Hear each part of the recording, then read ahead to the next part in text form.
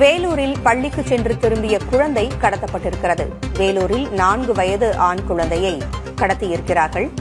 பள்ளி முடிந்து குழந்தை வீட்டிற்கு வந்த நிலையில் வீட்டு வாசலில் வைத்து அந்த குழந்தை கடத்தப்பட்டிருக்கிறது. தந்தை மீது மிளகாய் பொடி தூவி குழந்தையை காரில் ஒரு கும்பல் கடத்தி சென்றிருக்கிறது. அண்மை செய்தியாக பார்க்கிறோம். வேலூரில் மிளகாய் பொடி தூவி குழந்தை கடத்தப்பட்டிருக்கிறது. 4 வயது ஆண் குழந்தையை மிளகாய் பொடி தூவி காரில் வந்த கடத்தல் கும்பல் கடத்தியிருக்கிறது. அந்த குழந்தையினுடைய தந்தை மீது மிளகாய் பொடி தூவப்பட்டு அந்த குழந்தை கடத்தப்பட்டிருக்கிறது. பள்ளி முடிந்து வீட்டிற்கு வந்த நிலையில் வீட்டு வாசலில் வைத்து இந்த கடத்தல் சம்பவம் நடந்திருக்கிறது. இதுகுறித்த விவரங்களை வழங்க செய்தியாளர் குமரவேல் இணைந்திருக்கிறார். குமரவேல், தந்தை மீது மிளகாய் பொடி தூவி குழந்தை கடத்தப்பட்டிருக்கிறது. மிகவும் அதிர்ச்சிகரமான ஒரு செய்தி. என்ன விவரம் குமரவேல்? பூங்குழலி குடியாத்தம் காமாட்சியம்மன் பேட்டை பகுதியை சேர்ந்தவர் வேணு ஜனனி தம்பதியினர். இவர்களுடைய 4 வயது குழந்தை யோகேஷ் அதற்கு அருகே உள்ள பள்ளியில் ப்ரீகேஜி படித்து வருகிறார். இந்த நிலையில் 12:30 மணி அளவில் குழந்தையை தனது இருசக்கர வாகனத்தில் பள்ளி முடிந்து வீட்டிற்கு அழைத்து வரும்போது அந்த வேணு அவருடைய தெருவில் ஏற்கனவே நின்றிருந்த கர்நாடகா பதிவெண் கொண்ட கார் மற்றும் இருசக்கர வாகனத்தில் தலைக்கவசம் அணிந்திருந்த இருவர் திடீரென குழந்தையை வீட்டு வாசலில் இறக்கிவிடும் போது தந்தை வேணு மீது மிளகாய் பொடியை தூவிட்டு குழந்தையை உடனடியாக காரில் கடத்தி சென்றுள்ளனர். அருகே இருப்பவர்கள் எவ்வளவோ பிடிக்க முயற்சித்தும் அந்த கார் மற்றும் இருசக்கர வாகனம் அங்கிருந்து தப்பிச் செல்லுள்ளது. இது குறித்து குடியாத்தம் நகர காவல்துறையினருக்கு அளித்த புகார் அடிப்படையில் தற்போது சம்பவ இடத்தில் காவல்துறையினர் விசாரணை மேற்கொண்டு வருகிறார்கள். குழந்தை கடத்தலில் ஈடுபட்டவர்கள் யார், குழந்தை எதற்காக கடத்தப்பட்டது உள்ளிட்ட விவரங்கள் இதுவரைக்கும் முழுமையாக வெளியிடப்படவில்லை.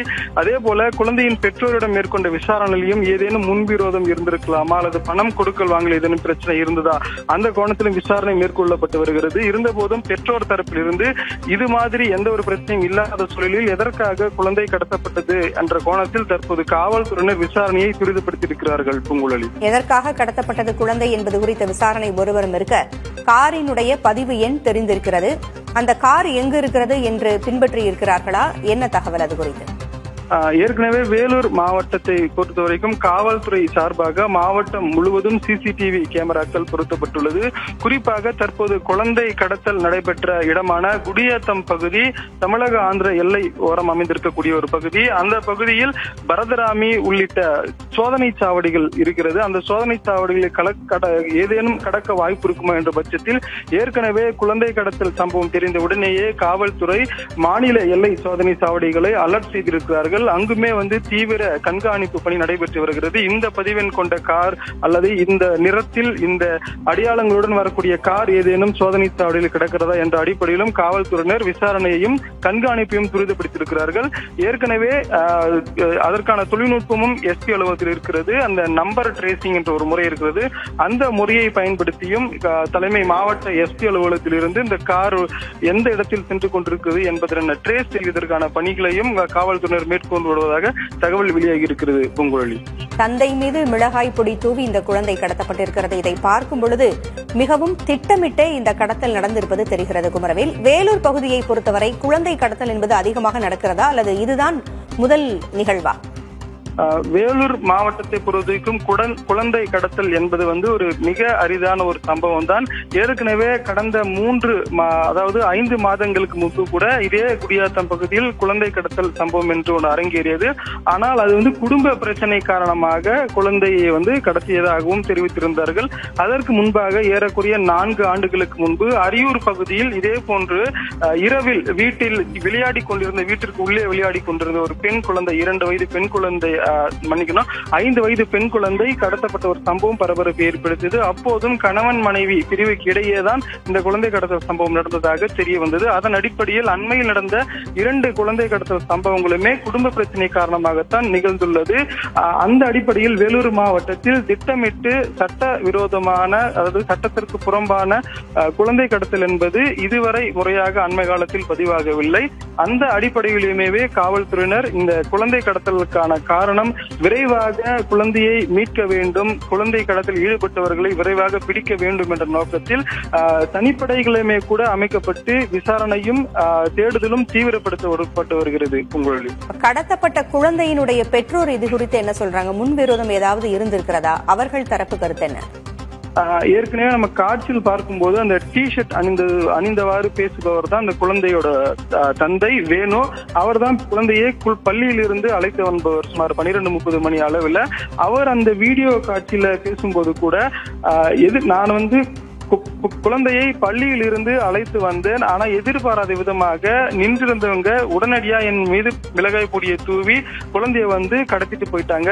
வந்தவர்கள் யார், எதற்காக குழந்தையை கடத்தினார்கள் என்ற எந்த தகவலும் எங்களுக்கு தெரியாது.